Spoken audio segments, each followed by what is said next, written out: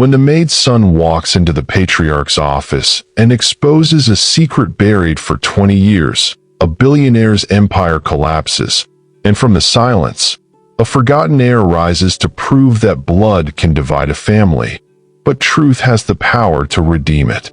Before we continue, subscribe to the channel now to receive powerful, heart-touching stories every day. The rain had been falling over the Wechsler mansion for hours, turning the marble courtyard into a mirror of scattered lights. Inside, the house slept under its own weight, a kingdom of secrets held together by silence. But down the narrow servants' hallway, footsteps broke that silence. Elias Dreyer, the 17-year-old son of the maid, moved with a pulse that matched the thunder outside. His hands trembled, clutching a brown folder he wasn't supposed to have. Every instinct screamed for him to stop, but something stronger pushed him forward. He had seen his mother, Maribel, cry quietly that morning. He had seen Gareth Wechsler, the patriarch, ignore her with the same cold grace he used on everyone beneath his name. And he had seen Silas, the heir to the empire, smirk when the maid's son entered a room, as if existence itself was a mistake Elias needed to apologize for. But tonight wasn't like any other night. Tonight, he carried proof that could tear the Wechslers apart. Proof that didn't belong to him, yet somehow defined who he really was. At the end of the long hallway, the door loomed. Carved oak, crowned with the family crest, the one no servant had ever touched. Elias could hear faint murmurs inside. His heart pounded so loudly it drowned out the storm. One last breath, one trembling hand, one choice that could change everything. He turned the handle, and the silence shattered. The massive oak door groaned as Elias pushed it open, revealing the dim glow of the office beyond. The space was suffocating in its grandeur, shelves lined with law books, portraits of dead men who had built the Wechsler empire, and the faint, bitter scent of cigar smoke hanging like a ghost in the air. A grandfather clock ticked with merciless precision, each second echoing the boy's heartbeat. Behind the desk, Gareth Wechsler sat like a monument of discipline, silver hair swept back, tailored suit immaculate, glasses perched low on his nose as he reviewed a document under the amber light of his desk lamp. He didn't look up. He didn't need to. The power in that room didn't have to announce itself. It was inherited, old, and absolute. Elias hesitated at the threshold, the rain whispering behind him, the forbidden silence pressing against his chest. Gareth's voice broke through the stillness without emotion. "You shouldn't be here." The words were neither loud nor angry, but they cut deeper than a shout ever could. Elias stepped forward anyway, his shoes sinking into the thick Persian rug. "I know, sir," he said, his tone trembling between fear and resolve. "But I found something you should see." The old man's hand froze over his papers, then slowly lifted his gaze. The eyes that met Elias were like polished steel, sharp, unyielding, and frighteningly calm. "What could a servant's son possibly have that concerns me?" Gareth asked. His tone carried centuries of class division, every syllable dipped in quiet disdain. Elias's fingers tightened around the folder until the edges bent. "It's about your family," he said softly. "And it can't wait." The air in the room changed. The steady tick of the clock grew louder, merging with the storm outside. Gareth leaned back in his chair, studying the boy as one studies an insect, curious but indifferent. "Sit," he said finally. Elias obeyed, lowering himself into the heavy leather chair that felt more like a witness stand than a seat. He could feel Gareth's scrutiny burning through the quiet, dissecting every breath he took. "You have 1 minute," the patriarch said, his tone measured, dangerous. "Make it worth my time." Elias hesitated only for a heartbeat before placing the folder on the desk. Rain hammered against the window as Gareth slowly opened it, and his expression, for the first time in years, began to change. The crackling fire in the corner hissed, as if protesting the intrusion of truth.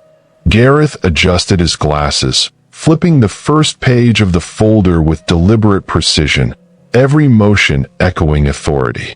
His eyes skimmed the words, then slowed. Receipts, transfers, bank statements. The ink bled with numbers that shouldn't exist. The old man frowned, tracing his finger across the signature at the bottom of one page, his own.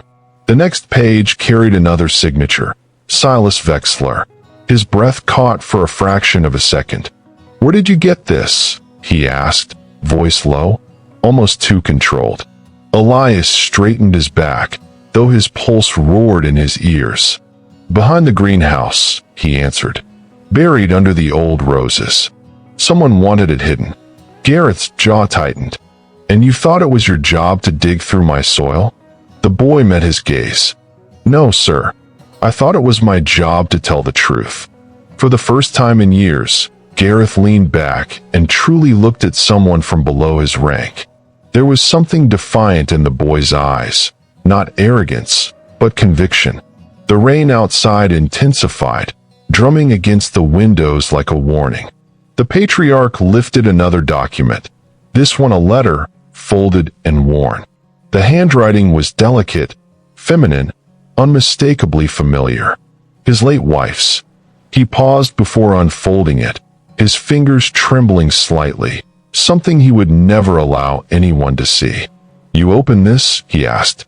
"I did," Elias replied, "because it had your name and mine."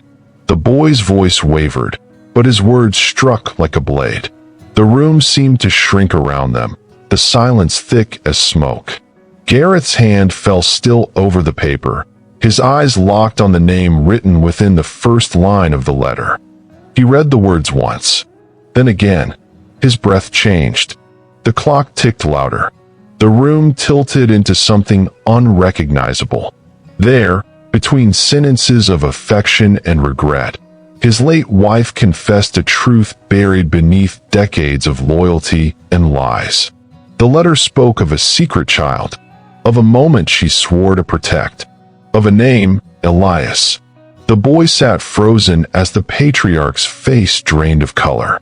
Gareth rose from his chair, his voice a whisper barely human. "Do you have any idea what this means?" Elias nodded slowly. "I do, sir." The old man's hand trembled as he placed the letter back on the desk, his composure unraveling like old paper. And just as he opened his mouth to speak, the office door burst open, and Silas stepped inside.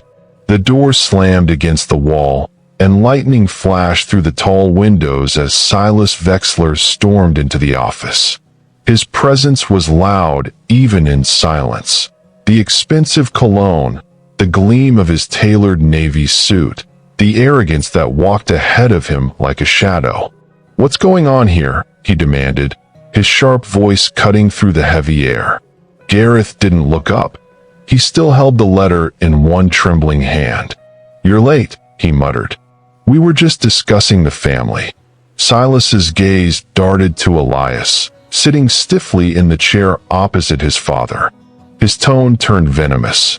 "The family? You mean this servant boy?" He took a step closer, his jaw tight. "Why is he in here? And why are you entertaining whatever lies he's bringing?" The word lies cracked like a whip. Elias didn't move. He only looked at the old man who still hadn't answered. Gareth finally stood. The movement alone silenced the storm outside, commanding attention the way only decades of power could. He held up the letter. "Do you recognize this handwriting?" Silas frowned. "Mother's." The patriarch nodded slowly. "And do you remember what she asked me the night before she died?" The question was a dagger, unexpected and slow. Silas blinked, lost. "She said to protect the family name," he replied. "And I did, Father. Every deal, every partnership, every theft," Gareth interrupted. His voice was quiet, but the venom behind it was ice cold. "Every signature you forged, Every account you bled dry. The silence that followed was suffocating. Silas's expression faltered, only for an instant, before arrogance returned to his face. "You're believing him?" The maid's son, Elias, finally spoke. His voice was steady, even gentle. "I didn't come here to destroy your family, Mr. Silas. I came because your mother wanted you to know the truth." Silas's eyes darkened, and he stepped closer until he was towering over the boy. "You have no right to even speak her name." Gareth's hand slammed onto the desk, the sound echoing through the mansion. "Enough!" he roared, his control cracking. "The truth doesn't care who speaks it. It only cares that it's spoken." The thunder outside erupted again, rattling the glass. Silas stared at his father, stunned by the defiance in the old man's tone. "You're losing your mind," he whispered. But as Gareth's trembling hand pointed toward the letter on the desk, Silas leaned forward and saw the name written at the bottom. His own mother's handwriting. His half-brother's name, Elias. Silas stared at the letter as if it were alive, the words burning into his mind. "No," he whispered, his voice fraying at the edges. "This is impossible." He snatched the page from the desk, scanning the handwriting again, searching for any flaw that could save his world from collapsing. "It's her hand," Gareth said quietly, "and her truth." Silas turned toward his father, eyes bright with fury. "You'd rather believe a servant's brat than your own son?" The veins on his neck tensed, his composure cracking. Gareth's voice remained calm, deliberate. "I'm believing my wife." The sentence hung in the air like thunder without sound. Elias didn't move. He could feel the hatred in Silas's stare, sharp and cold. Yet behind it, he saw something else, fear. "You planned this," Silas hissed, circling the desk. "You found those papers, forged a story, and now you think you can steal what's mine." Elias shook his head slowly. "I didn't forge anything. I found what your mother left for you." Silas laughed, brittle and hollow. "You think you belong here? In this room?" His hand hit the desk, scattering papers like broken wings. Gareth's patience finally snapped. "You will not speak to him that way," he said, his voice cutting through the storm. For the first time in his life, Silas saw fear flicker in his father's eyes, and that frightened him more than any document ever could. The door opened suddenly. Maribel stood there, her uniform soaked from the rain, her eyes wide at the scene. "Elias?" she breathed. The sound of her voice shifted the room's weight. All three men turned toward her as if drawn by guilt. Gareth's expression softened with recognition, then darkened again with memory. Silas's fury ignited anew. "Of course," he spat. "The maid arrives right on cue." He stepped toward her, but Elias moved between them, his voice trembling yet firm. "Don't." The single word carried more power than a shout. Silas froze, his breath ragged, and for the first time, uncertainty cracked his arrogance. Maribel's gaze met Gareth's, 20 years of secrets reflected in one silent look. Then she whispered, "It's time you know everything." The sound of rain pounded harder against the glass as Maribel stepped into the office, her soaked uniform clinging to her trembling frame. The light from the chandelier flickered across her face, illuminating eyes that had carried 2 decades of unspoken truth. Gareth Wexler stood motionless, the open letter still trembling in his hand. "You don't have to say anything," he murmured, though his tone was more plea than command. "Yes, I do," Maribel replied, her voice cracking under the weight of what she'd hidden for too long. "You deserve the truth, even if it ruins everything." She took another cautious step forward, her gaze locked on the man she once loved in secret. 18 years ago, your wife was ill. I stayed to help her. She trusted me. She knew what happened between us." The room stilled. Elias was born not out of betrayal, but out of silence, a silence she asked me to keep. Gareth's face turned pale, the edges of his control dissolving. "She knew?" he asked, disbelief and grief blending into something raw. Maribel nodded slowly. "She did, and she forgave us both. Her only wish was that the truth would remain buried until it no longer protected lies, but healed them." Across the room, Silas Vexler scoffed, shaking his head like a man clinging to the last shred of a crumbling world. "Healed them," he spat. "You call this healing?" He stepped closer, his voice cutting through the air like glass. "You broke everything sacred in this family, and now you expect mercy?" Maribel didn't flinch. "I expect nothing," she said softly. "But your mother expected this moment. She knew love and shame can't live forever in the same house." Gareth pressed a trembling hand to his forehead, memories flooding back, fleeting moments, stolen glances, the laughter of a woman who had forgiven what he never could. The silence that followed was unbearable. The fire crackled faintly, casting shadows across the faces of the three souls bound by truth. Elias finally spoke, his voice quiet but certain. "I never wanted your name," he said. "I only wanted you to know who I am." Gareth lifted his eyes to him, eyes now filled with recognition and guilt. "You shouldn't have had to carry this alone," he whispered. Maribel closed her eyes, her tears blending with the rain that had soaked her uniform. Then Silas moved again, his tone dark and cold. "You think this ends here? You think this boy walks out of this house as a Vexler?" He stepped toward Elias, and for a moment, even the storm seemed to hold its breath. "No," he said, his voice lowering to a dangerous calm. "If the truth destroys my legacy, then I'll destroy the truth." The house no longer felt like a home, it felt like a battlefield. After Silas stormed out, the echo of his footsteps lingered like a curse, traveling down the marble corridors and disappearing into the storm outside. Gareth stood by the window, his reflection fractured by raindrops, watching his empire crumble with every breath.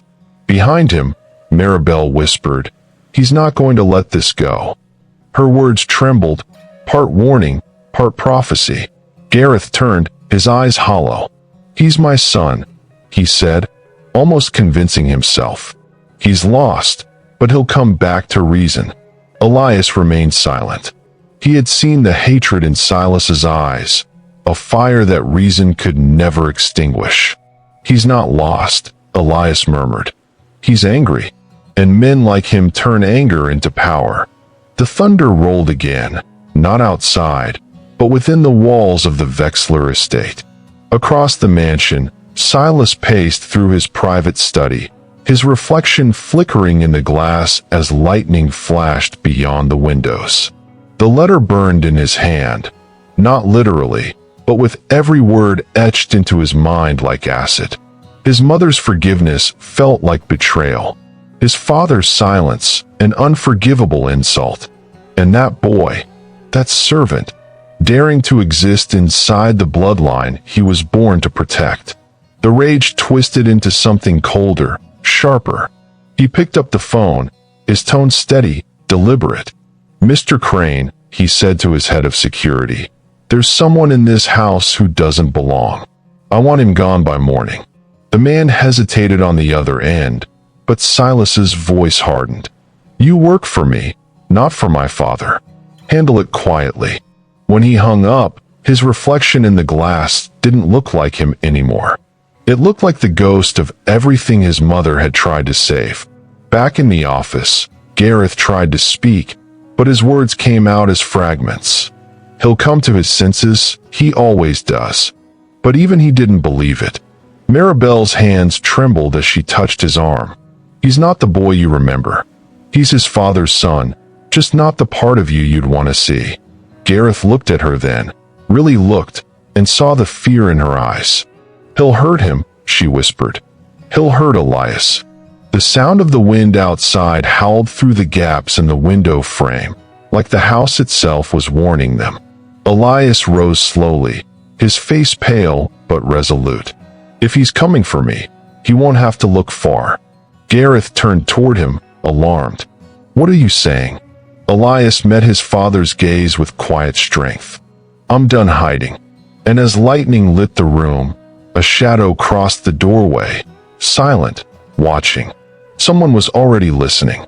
Midnight cloaked the Wexler mansion in shadows, every corridor whispering with memories that refused to sleep. Elias sat in the servants' quarters, staring at the folder that had changed everything.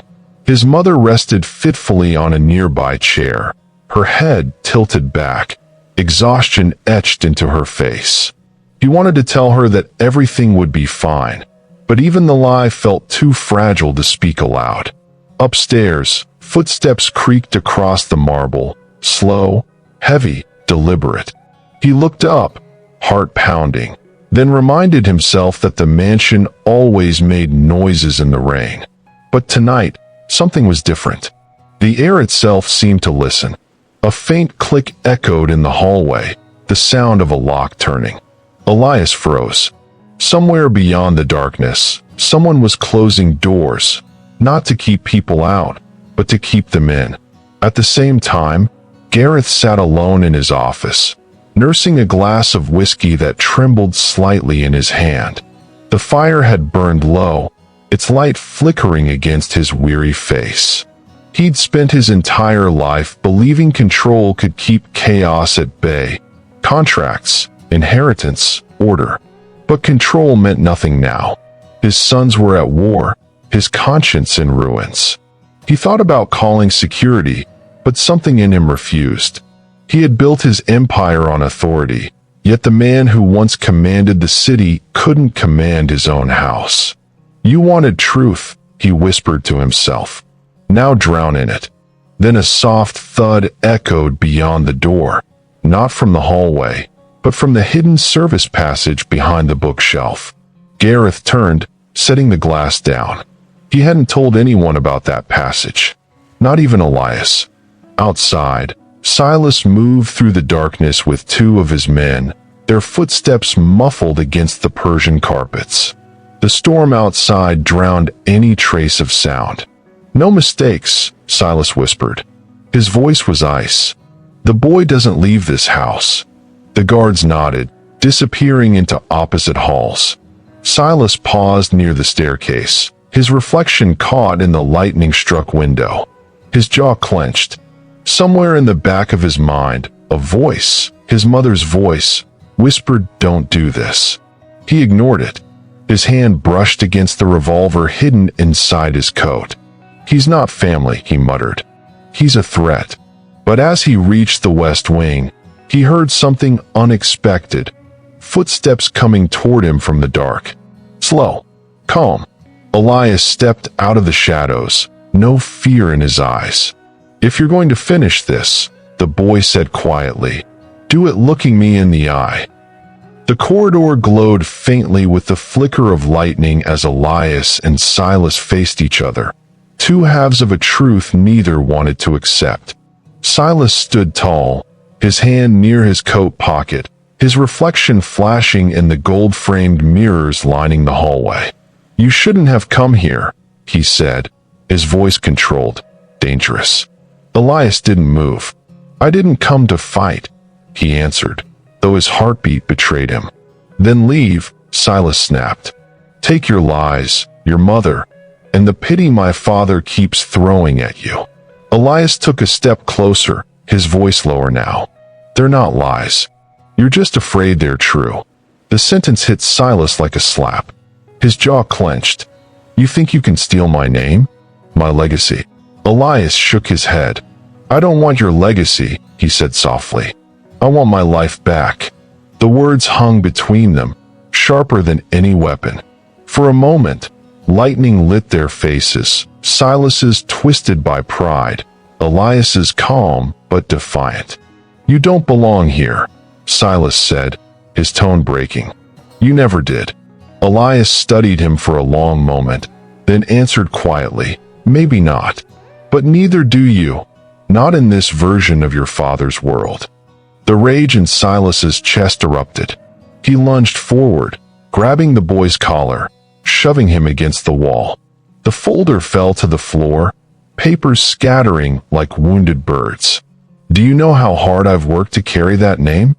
Silas hissed. "And you think you can show up and destroy it with a piece of paper?" Elias's breath came fast, but his eyes never left his brother's. "I didn't destroy it," he whispered. "You did, the moment you forgot what it meant." At that instant, a sharp voice broke through the thunder. "Enough!" Gareth stood at the far end of the hallway, his face pale with disbelief. His presence froze both of them in place. The fire from his study still clung to his jacket, the smell of smoke and regret following him. "Put him down," he said. Silas's grip loosened, but his rage didn't fade. "You're really choosing him?" he asked. "Over your own blood." Gareth's answer came with the weight of a lifetime. "He is my blood." The words landed like an earthquake, shattering what little remained between father and son. Silas stepped back, shaking his head, his face a storm of betrayal. "Then you've already buried me," he whispered. His voice cracked, a tremor of heartbreak beneath the fury. And as he turned to leave, his hand brushed the weapon beneath his coat, the promise of a decision he wasn't ready to make, but couldn't stop himself from taking. The storm refused to die. It lashed against the glass with the same violence burning in Silas Wexler's chest. He walked through the mansion like a shadow detached from its source, every step heavy with betrayal. His father's voice still echoed in his head, "He is my blood." That sentence had destroyed everything he had built his life around. He reached the study, slamming the door behind him. The shelves rattled. "He took everything," Silas muttered, pacing like a trapped animal. "Everything I am, everything I earned." He poured himself a drink, his hand shaking, the amber liquid spilling over the edge. He didn't taste it. His eyes were locked on the revolver resting on the desk, an old family relic, polished, loaded, waiting. "If blood defines family," he whispered, picking it up, "then maybe blood is what will end it." The rain outside answered like an accomplice. Downstairs, Elias helped his mother gather the scattered papers. Maribel's hands trembled as she spoke. "We should leave before morning," she whispered. "This house isn't safe anymore." Elias hesitated. "He's not going to hurt us," he said, though even he didn't believe it. "He's angry, but no," she cut in. "He's desperate, and desperate men do unforgivable things." She looked at him with eyes that had seen too much loss to hope easily. "Promise me you'll stay close." Elias nodded, folding the last page, his mother's letter, and slipping it inside his jacket. "I'll protect you," he said softly. Yet, as thunder shook the house again, he couldn't shake the feeling that someone was listening. A shadow flickered past the window. The storm had turned the world into silhouettes, and one of them wasn't supposed to be there. In his office, Gareth sat alone, his reflection distorted in the whiskey glass. He'd spent decades controlling men, markets, and politics, but he couldn't control the ruin inside his own family. "I built an empire to leave something behind," he murmured. "Now all I'm leaving is ashes." The fire had burned out completely, leaving only the faint scent of smoke. He leaned back, exhaustion pulling at his bones, until a sound broke through the storm. Footsteps. Slow, heavy, familiar. He turned toward the door, expecting Elias, but what entered wasn't reconciliation. It was the look in Silas's eyes, the same look Gareth had seen once before in his own mirror, when ambition had turned him into someone he didn't recognize. Silas stepped closer, the gun glinting faintly in his hand. "You said he's your blood," he said quietly. "Let's find out how much that means to you." The office was suffocatingly quiet. The fire had burned out, leaving only the faint orange glow of dying embers. Gareth Wexler stood near the window, rain dripping down the glass like tears he refused to shed. Across from him, Silas paced in slow, deliberate circles, the revolver heavy in his hand. "You always said family was everything," Silas muttered. "But the moment he showed up, you forgot who built this empire with you."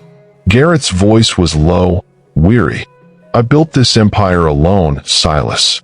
You just inherited the walls." That struck deep. Silas stopped walking. "You think I don't deserve what you have? You think he does?" Gareth turned fully toward him, his tone cutting but calm. "Deserve isn't the word. It's about who still has a soul to carry the name." For a moment, lightning illuminated their faces, one hardened by regret, the other warped by pride. Silas's hand trembled around the gun, but not from fear. From the rage of a man who'd lost everything except his anger. "You took my place," he said, voice cracking. "You took my mother's memory and gave it to them." Gareth stepped closer, slow, unflinching. "Your mother loved you," he said, "but she would hate what you've become." The words sliced through the air. Silas's breath grew shallow. "You don't get to use her against me," he shouted, his voice breaking. Gareth didn't retreat, then stopped dishonoring her. The thunder rolled through the windows, vibrating the glass. Silas raised the gun slightly, tears blurring his sight. For the first time, Gareth didn't look powerful. He looked tired, human, almost pleading. "If you're going to do it," he whispered, "do it clean. But look me in the eyes, Silas. Don't turn your back like a coward." The click of the hammer echoed louder than the storm. Upstairs, Elias froze mid-step, sensing something was wrong. His mother's voice faded behind him as he started running toward the sound. "Elias, wait," Maribel called, but it was too late. The boy was already sprinting down the long corridor, his footsteps echoing through the mansion. In the office, Silas's hands shook, his mind a battlefield of guilt and fury. "You made me this way," he said. "You made me fight for scraps of your love." Gareth's voice was steady, though tears glimmered in his eyes. "Then stop fighting, son. Just come home." For a single heartbeat, the storm seemed to pause, silence between lightning strikes. Then came a deafening sound that shattered the night. The gun went off. The gunshot tore through the mansion like thunder from within. For a moment, even the storm outside went silent, as if the world itself held its breath. Elias reached the office door just as the echo faded, his heart pounding in his chest. "Father," his voice cracked as he pushed it open. The smell of gunpowder mixed with smoke and whiskey filled the air. Papers fluttered across the floor, disturbed by the wind sneaking through the half-open window. And then he saw it, Gareth Vexler, on his knees, clutching his shoulder, blood darkening the sleeve of his white shirt. Across the room stood Silas, frozen, the gun still in his hand, his face twisted between horror and disbelief. "I didn't mean," he began, but the words died in his throat. Gareth's eyes met his, not with hate, but something far worse, disappointment. "Father!" Elias ran to him, dropping to his side, pressing his hand against the wound. "Stay still." Gareth winced but kept his gaze on his eldest son. "You shot me," he whispered, his tone soft, almost mournful. Silas stumbled back, shaking his head violently. No, I just wanted to scare you." His voice cracked under the weight of his own action. "Call the doctor," Elias shouted, but Silas didn't move. He seemed trapped in another world, staring at his trembling hands as if they belonged to someone else. Gareth's breath grew shallow, each word costing him more strength. "Don't let him run," he muttered, clutching Elias's wrist. "He'll destroy what's left." Elias nodded, panic blurring his vision. "You're going to be okay," he said, though the words sounded like a prayer more than truth. But when he looked up again, Silas was gone. The hallway stretched before Silas like a tunnel of ghosts. Every portrait seemed to watch him, silent judges of his fall. He moved without direction, the revolver hanging limp at his side, his mind unraveling with every step. His mother's voice haunted him, soft, forgiving, unbearable. You were meant to protect him. He stumbled into the grand foyer, his reflection fractured in the marble floor. Somewhere behind him, he heard Elias shouting orders, footsteps running, the distant sound of breaking glass. He turned toward the open doors of the mansion, rain pouring in, the night swallowing everything. For a brief moment, lightning lit his face, and the boy he once was flickered through the man he had become. I didn't mean to, he whispered to no one, voice trembling like the storm itself. And as he stepped into the rain, a faint shadow appeared behind him, moving fast, silent, deliberate, unstoppable. The rain fell harder, swallowing Silas Wexler as he stumbled down the stone steps of the mansion, his once impeccable suit now soaked and clinging to him like guilt itself. His footsteps splashed through the puddles, each one echoing with the weight of what he had done. Behind him, the mansion glowed faintly through the storm, his family's kingdom now fractured beyond repair. He pressed a trembling hand to his forehead, trying to steady his breathing. It wasn't supposed to happen, he whispered, voice cracking. He wasn't supposed to bleed. But the wind didn't care. It howled in answer, carrying fragments of thunder that sounded almost like his father's voice. He reached the driveway where his car waited, headlights slicing through the darkness. But when he reached for the handle, something in the reflection stopped him. Elias, standing a few feet behind, drenched, eyes burning with equal parts grief and fury. Elias had followed him through the rain, his mother's cries still echoing inside the mansion. His father's blood stained his hands, but all he could think about was the man who had caused it. You don't get to walk away, Elias said, his voice raw. Silas turned, his face pale, broken. You think you can fix this? He asked. You think running after me makes you righteous? Elias's breath came out in bursts. I'm not righteous, he said, but I won't let you destroy what's left of him. Silas's grip tightened on the revolver, rain sliding down the barrel. You're not family, he hissed. You're a mistake. The word stung, but Elias didn't move. Maybe, he said softly, but I'm still the only one trying to save him. The headlights flickered as lightning split the sky, illuminating their faces, two brothers, two truths, standing at the edge of something irreversible. Put the gun down, Elias said, taking a step forward.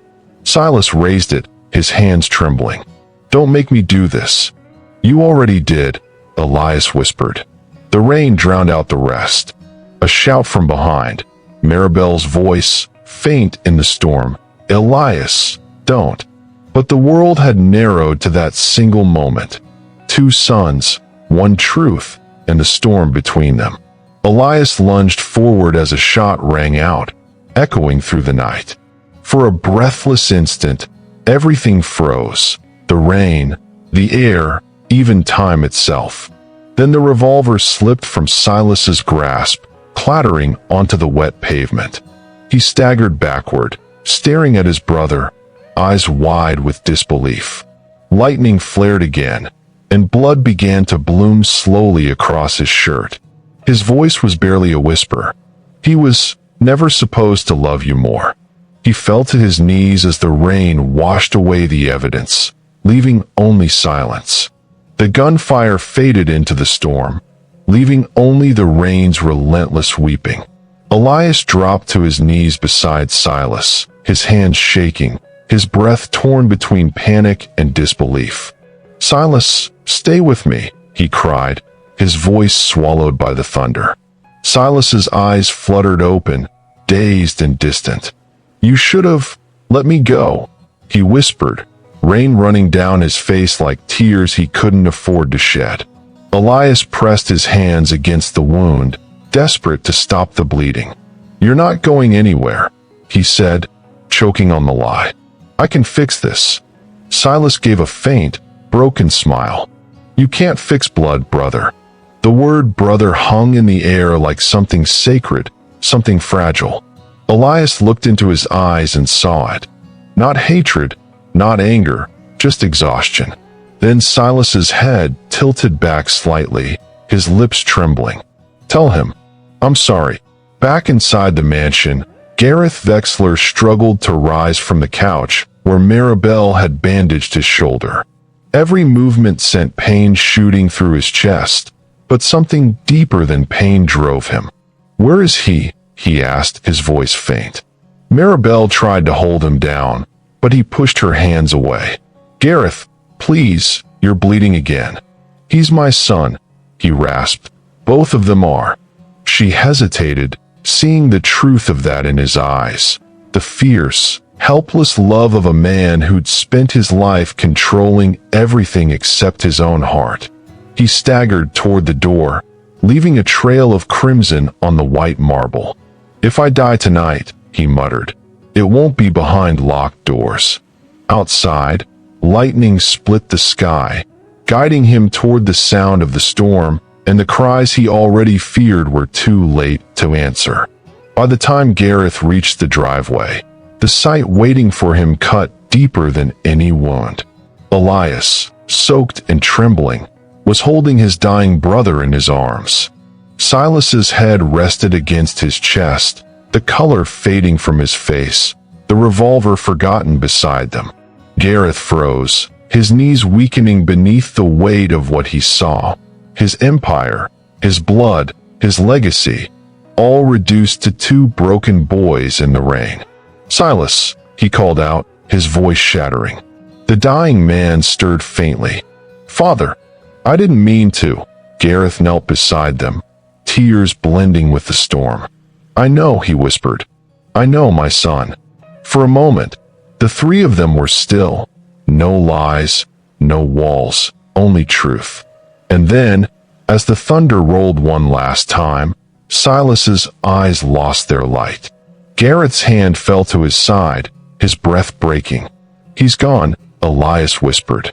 But when Gareth looked at him, something else in the night had changed, a distant sound, faint but certain. Sirens. The truth was coming for all of them. The wail of sirens cut through the rain, growing louder with each passing second. Elias held his brother's still body, the reality sinking in with brutal clarity. His hands, streaked with blood, trembled as headlights illuminated the driveway. Police cars stopped abruptly, their blue and red lights painting the mansion in colors of guilt. Gareth Wexler sat in silence beside his sons, the rain washing the blood from his shoulder, but not from his conscience. "Don't say anything," he whispered to Elias. "Let them think it was me." Elias turned to him, horrified. "What? No, you didn't pull the trigger." Gareth's expression was distant, almost peaceful. "No, but I pulled the strings that made it happen." The sound of car doors slamming echoed through the night. Gareth's empire, the marble, the gold, the legacy, now looked like a tomb. He had built it for control. Tonight, it became his prison. Two officers approached cautiously, flashlights cutting through the rain. One of them knelt beside Silas, checking for a pulse that was no longer there. "He's gone," the officer said quietly into his radio. Another turned to Gareth, eyeing the wound on his arm, the revolver glinting nearby. "Sir, we need to know what happened here." Gareth didn't answer. He looked up at the mansion, at the grand windows glowing faintly behind curtains that had witnessed too much. "What happened," he said finally, "is 20 years of silence ending all at once." The officer frowned, confused. "We'll need your statement." Maribel appeared at the doorway, her face pale, her uniform soaked. She wanted to run to Elias, to shield him, but something in Gareth's eyes stopped her, a silent plea she couldn't refuse. "Please," he said softly, "let me finish this myself." Inside, the house was filled with motion, medics, police, questions, but Elias heard none of it. His father's words echoed louder than the storm. Let them think it was me. He knew what that meant. It was a confession wrapped in love, in guilt, in the desperate attempt of a dying man to rewrite his own legacy one last time. As officers led Gareth toward the ambulance, Elias stepped forward. "He's innocent," he shouted, but Gareth shook his head, eyes gentle, tired. "No, son," he whispered. "Let the world think I paid for my sins. It's the only truth I have left to give." The rain softened, as if the sky itself had exhausted its grief. Maribel reached for Elias, pulling him close, her voice trembling. "He's protecting you," she said. Elias looked at her, eyes hollow. "But who protects him?"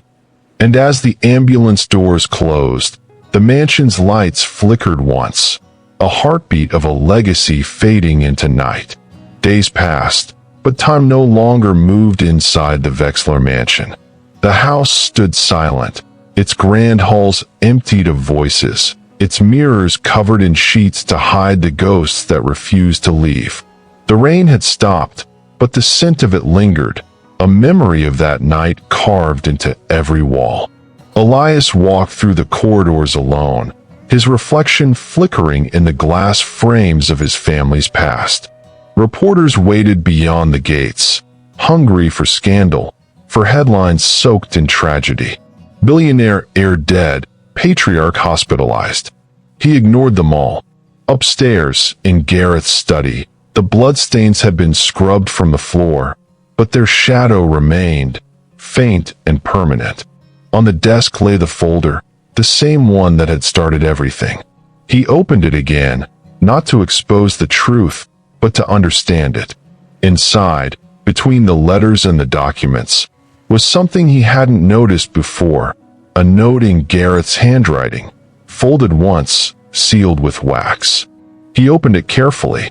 The ink was faint, written in the shaky hand of a man who had run out of time. "Elias, if you're reading this, then I failed to fix the world I built. I thought I could buy forgiveness with power, but forgiveness was never for sale.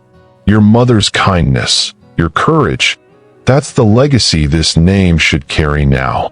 Don't let my sins become your story. Build something honest, something that breathes." Elias read it twice before the tears came. For the first time, he didn't fight them. He folded the note, placed it against his heart, and whispered, "I forgive you." The words felt both heavy and freeing, like untying a knot that had lived in his chest since birth. Outside, the first sunlight in days pierced through the clouds, painting the room in gold. The light touched Gareth's chair, empty now, but not abandoned. Weeks later, the world moved on, as it always does, but the mansion began to change. The staff returned, not as servants, but as family. Maribel oversaw the rebuilding quietly, her hands steady even when her heart was not. The foundation Gareth once used for business became a sanctuary for others, children, widows, and those whose voices had been silenced like hers once was. Elias renamed it the Whitestone Home, in memory of the purity his father had always chased but never found. Every corner of the estate began to breathe again, not with power, but with peace. And sometimes, at dusk, Elias would sit by the window where it all began, watching the horizon burn with sunset, feeling that same warmth in his chest. "We're okay now, Father," he'd whisper to the wind. "You can rest." The trees outside swayed gently, as if bowing in agreement. And for the first time, the house that once hid secrets finally felt like home. If this story touched your heart, subscribe to the channel now, leave a like, and share this video so more people can discover that even the smallest act of courage can change the world. Write in the comments, "I believe in the power of courage." Together, let's spread stories that transform lives and prove that hope can rise from the most unexpected voices. Thank you so much for your support.